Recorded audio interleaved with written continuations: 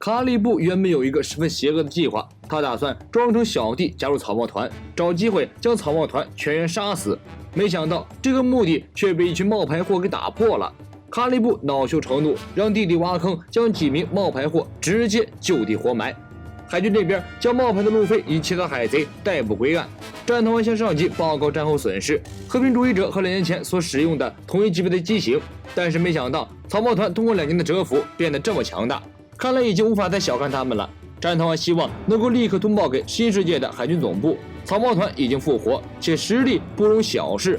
雷利望着远方路飞离去的方向，突然想起几十年前自己第一次与罗杰相遇的时刻，当时的罗杰戴着就是这样一顶草帽，两人素未谋面，罗杰就对着雷利说了一番看似天马行空、不切实际的畅想，一起去颠覆这个世界。根本不经过雷利的同意，罗杰自顾将雷利纳为船员，把他的船霸占过来。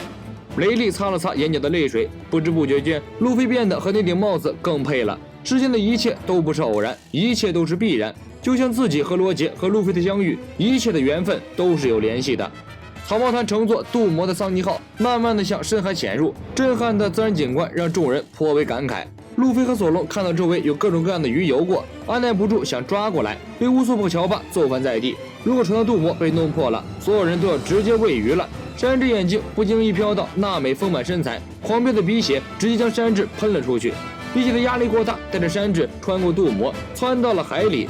好在路飞反应及时，将山治一把抓了回来。这就是香波地群岛的镀膜技术，和香波地群岛上的泡泡效果差不多，有一定的延展性。如果力量过大，物体则会穿过镀膜。比如当他们用炮弹攻击海兽的时候，炮弹会穿过去，镀膜也不会破掉。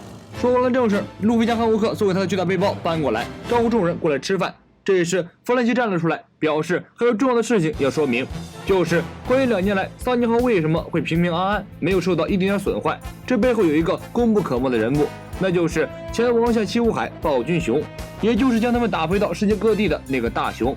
原本鱼人海贼团的小巴答应带着草帽团前往鱼人岛，但是他现在身负重伤，已经早一步回去鱼人岛养伤了。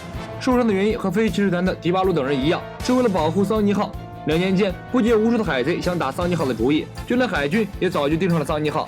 小巴和迪巴鲁就是在和海军的激烈战斗中光荣负伤，之后就暴君熊代替他们守卫着桑尼号。几天前，弗兰奇来到香波地群岛时，眼前的一幕让他惊讶的不敢相信：已经被改造成机器人的暴君熊浑身是伤，正稳稳地坐在桑尼号周边，等待着草帽团的人回归。弗兰奇以为他是敌人，本能的想要反抗，大熊则慢慢站起身，带着满身的伤痕，一步一步离开了。弗兰奇通过雷利才知道其中的缘由。暴君熊原本是革命军的干部，将草帽团打飞也是他故意放他们离开的手段。虽说这2年间大家都受了不少苦，但是每个人都或多或少的有了一些感觉，他们是被那个暴君熊给救了一命。草帽团被打飞到世界各地后，暴君熊曾来找过雷利，当时的他即将被海军改造成杀戮机器，失去最后的意识，但他和负责改造的贝加庞克博士定下契约，要求将一个任务设定成程序，那就是死守桑尼号，直到草帽团的成员到来为止。所以这2年，即使暴君熊失去了意识，依然按照设定好的程序等待着草帽团归来。虽然不知道暴君熊这么做的用意是什么，不过仔细想想，大概和路飞的老爸龙有关系。不管怎么说，暴君熊一手缔造了草帽团这2年意义非凡的时光。从这一点来说，暴君熊算得上是草帽团的大恩人。就算他最后变成了人间兵器，这一点也不会改变。就在草帽团众人闲谈的时候，哈利布海贼团已经悄悄地从后方逼近。哈利布命令全团进入作战状态，对草帽团进行偷袭，将草帽团全体攻破。乌索普用望远镜很快就发现了卡利布的海贼船，此时卡利布海贼团也全速追了上来，驾驶自己的船狠狠地撞在了桑尼号上，2艘船挤在一起，镀膜摩擦发出刺耳的声音。乌索普等人担心泡泡被挤破，这时候他们发现拉着卡利布海贼团的那只海牛十分眼熟，仔细想想，原是之前和阿龙打架的时候曾遇到过的海牛。海牛也认出了草帽团，一段不好的回忆跳入脑海。当年和草帽团相遇的时候，海牛被草帽团的3大主力狠狠地揍了一顿。一想起这些，海牛的冷汗都出来了，吓得拉着卡利布的船扭头就跑。卡利布很积极，在2艘船刚刚触碰到一起的时候，他又通过泡泡跳到了桑尼号上，结果海牛拉着他的手下，连同他的海贼船一起溜了，只剩卡利布一个人在桑尼号上大吵大嚷：“小子们，给我猛射机关枪，将草帽一伙统统杀光！”路飞等人面无表情地看着发疯的卡利布。此时此刻，最怕空气突然安静。卡利布感觉气氛有些不对，回头一看，干，居然只剩下自己这个光杆司令了。弗兰奇默默地走上前，单手将卡利布抓了起来，准顺着海流丢出去。卡利布吓得哇哇大叫，刚才的嚣张荡然无存，恳求弗兰奇将他放下来，不可以这样践踏生命。弗兰奇将卡利布狠狠摔在地上，大骂道：“刚才不是要用机关枪把我们杀光吗？”卡利布慌忙地解释道：“那只是一种修辞手法而已。”索隆懒得和这种人废话，上前用绳子将他绑了个结实。路飞受到海军拉船的启发，到处找海兽，也想驯服一只海兽，帮助己方拉船，不过却找不到合适的对象。桑尼号航行一段时间，来到了一个自上而下的海流，从面看去，这里就好像是一个海底的瀑布一样，这就是直通海底群岛的捷径了。弗兰奇驾驶桑尼号迅速乘上这道壮观的洋流。卡利布看到黑洞洞的海底突然一个机灵，在许多关于海底的传说中，都有着一个关于海怪克拉肯的传说，那是驰骋在大海中的恶魔，人类的死敌，任何船只都逃不过他的魔爪。卡利布跳起来，用几乎安全的语气招呼草帽团：“现在应该赶紧掉头逃走，海底有怪物，再不跑就完蛋了。”乔巴吓得尖叫起来，而乌索普他们根本不相信这个传说，海底怪物什么的都不过是传说而已吧，那都是人编出来的。正说着话，海底水怪克拉肯就伸出了巨大的触手，向桑尼号袭来。这个家伙体型大的根本看不到他的身体，最可怕的是他的触手中已经有好几只船的碎片了，看起来应该已经击毁数艘海贼船了。卡利布吓得都要尿了，恳求大家赶快掉头，自己还不想死。路飞则笑嘻嘻地说：“我想到了一个好主意，就把这个家伙驯服，让他来帮忙拉船吧。”众人惊得下巴都要掉了。路飞还真是一个脑洞大开、想象力无限的船长啊！乌索普揪着路飞的下巴，指着深海中的巨兽，用哭腔吼道：“你是不是疯了？”路飞愣愣地回应了一句：“好大呀！”一边的罗宾则悠闲地画起了海怪的素描画。弗兰奇一边看一边点头，画的确实不错。要和这只大章鱼干架可以，关键是怎么干。如果贸然出手，恐怕会损坏镀膜。路飞和索隆纷纷陷入沉思，卡利布在旁边都看呆了。这群人是什么脑回路？一般人看到这种海怪，应该已经掉头逃命了吧？就在卡利布感到生命已经陷入绝望的时候，他的小弟克里布和船员们驾驶着海牛赶了回来。卡利布喜出望外，这下子可以乘上自己的海贼船逃命了。谁会想要和草帽团这伙呆子一起陪葬呢？然而，巨大的章鱼克拉肯突然出手，巨型触手直接捏碎了克里布乘坐的海贼船。除了卡里布，一船人就这样在一瞬间归西了。卡里布来不及悼念自己的小兄弟们，克拉肯已经冲着草帽团的桑尼号袭来。路飞与索隆准备出战，乌索普上前将二人按倒在地。这要是他们二人同时出手，那镀膜肯定要破掉了。旁边看热闹的卡利布一看，看来是无论如何也阻止不了索隆和路飞了。于是他提出了一个主意，那就是用泡泡将他们单独包裹起来，这样无论他们怎么折腾，也不会对船体的镀膜产生伤害。路飞、索隆、山治三大主力按照卡利布的建议，各自裹上泡泡后脱离船体，冲向大章鱼。大章鱼的触手绕过三人，直接攻击桑尼号。弗兰奇站出来，亮出自己装备的秘密武器——弗兰奇火箭炮，由肩膀处发射了3枚火箭炮，直接将章鱼的触手击退。大章鱼的另一条触手随即又打了过来，一直在一边吓得尖叫的乔巴突然出手，使用毛皮强化后膨胀成一个巨大的毛绒球体，将章鱼触手挡了下来。大章鱼十分愤怒，将桑尼号直接击飞，眼看桑尼号就撞上海底礁石了。罗宾用出大招万紫千红巨大树，无数个手臂从船底长了出来，形成一对巨型手臂。巨型手臂用力一推，将桑尼号推离了海底礁石。路飞使用出自己的新技能3档巨人拳头，再加上武装色硬化，巨大的拳头就像一个榔头一样。山治随即跟上，一招海步行，以极快速度窜出肥皂泡，奔向大章鱼。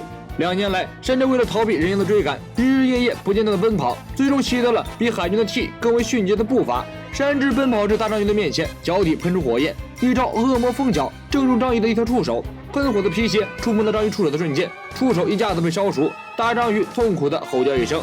接着另一条触手拍了过来，山治憋了一口气，向自己的泡泡奔去。索隆拦了过来，3刀流轻松将章鱼的触手展开。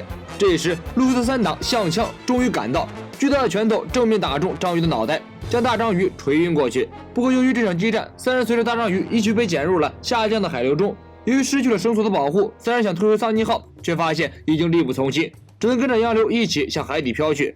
桑尼号上，弗兰奇等人想帮助路飞3人一把，却发现已经自身难保，下降的海流力量巨大，根本不给人喘息的机会。桑尼号几乎完全失控，被海流拽着向海底坠落。娜美在慌乱中依然努力保持清醒，仔细观察桑尼号周围环境。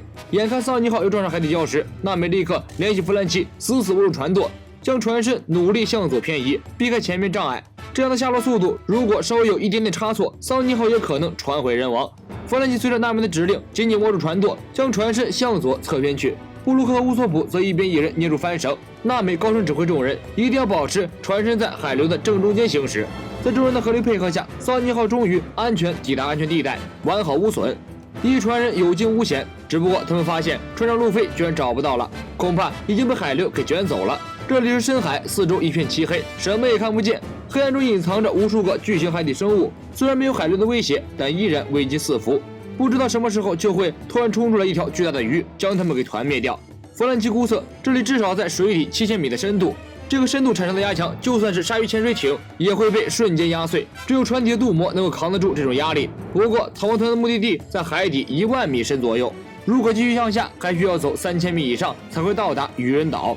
此时，众人最为担心的还是路飞3人的安危。他们身上只有那么一层薄薄的泡泡，如果他们不幸撞到了什么，导致泡泡破裂，就算他们还活着，也都没气了。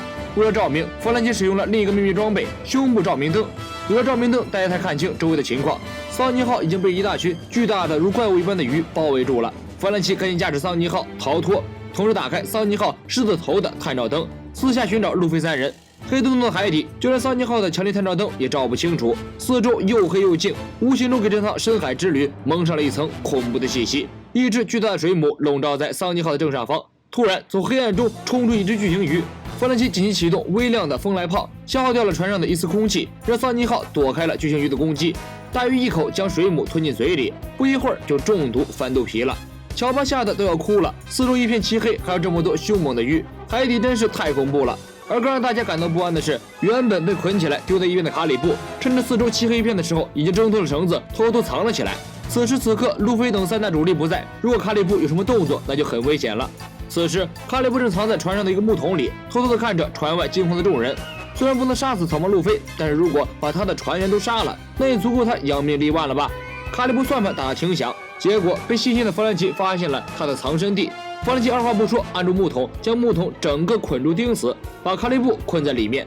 从卡里布的行为来看，他应该是可以化成泥巴，大概是自然系恶魔果实能力者。只要把他困在木桶里，他应该就没有机会捣乱了。卡里布也是能屈能伸的逗逼，发现自己被困了，立刻服软叫弗兰奇大爷，只要能把自己放出去，自己愿意当他的奴隶。桑尼号不知又飘了多久，突然四周温度急剧升高，乔巴热得失去力气。大家向船外看去，发现桑尼号飘到了海底火山地带，而且火山明显有活动的痕迹，随时有喷发的可能。不仅如此，桑尼号四周不断的有各种奇形怪状的怪物袭击过来，弗兰奇没办法，只好不断的使用微量风来炮。船上的空气越来越少，但是路飞3人依旧没有踪影。乔巴伤心的大哭，路飞他们是不是已经死掉了？好不容易熬过了2年，刚一见面又要分开了。突然，一只灯笼鱼从海底窜了出来，差一点就要把桑尼号吞入口中。紧接着，灯笼鱼后面的是一个巨大的人形海怪——秃头海怪。秃头海怪一拳将灯笼鱼打晕，大声的斥责：“不可以吃船，否则范德戴肯大人会生气的。”范德戴肯到底是何方人物？一艘破旧的沉船突然从黑暗中飘了出来，整个船身腐朽的不成样子，破败的船帆隐隐可以看见几个字，那是著名的幽灵船飞翔的荷兰人号。我是节目君，咱们下期见。